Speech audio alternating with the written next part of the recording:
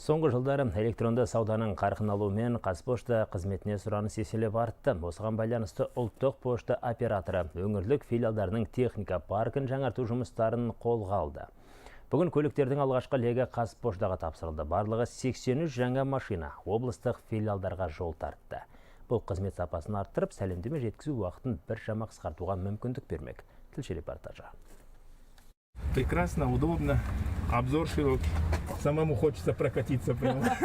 Қазпошта акционерлік қоғамы инфрақұрылымды жаңартуға ерекше ден қойған. Былтыр мысалы компанияның автопаркі 64 көлікпен толықса, биыл жыл аяғына дейін 200-ден астамын сатып алу жоспарланып отыр. Қазақстан бойынша 7000 елді ауылдық мекенді Қазпошта қамтамасыз етеді. Соның бәріне уақытысында хат-хабар, сәлемдемені жеткізу автокөлік мәселесіне кеп тірелінеді. Бүгінгі күнде Қазпоштаның 2000-ға жуық автопаркі бар. Соның бүгін біз 11%-ын жаңартып жатырмыз.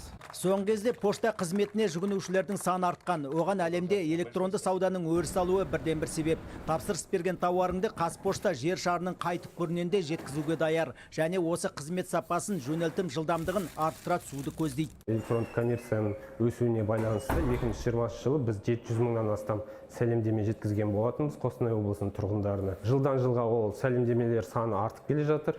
Және де келесі жылы одан да көп сәлемдеме жеткізетін боламыз деп сенеміз. Жаңа көліктер әртүрлі модификациялы, тұтас металл және өнеркәсіптік тауарлық фургондар, броньдалған және жеңіл автомобильдер, техникалық сипаттамалар бойынша пошта жөнелтілімдерін тасымалдауға толық сәйкес келеді. Айшықтау үшін Қазпошта акционерлік қоғамының фирмалық түстерімен және логотипімен белгіленген. Мағауия Қалиев, Сергей Трахтенберг, Қостанай, Хабар 24.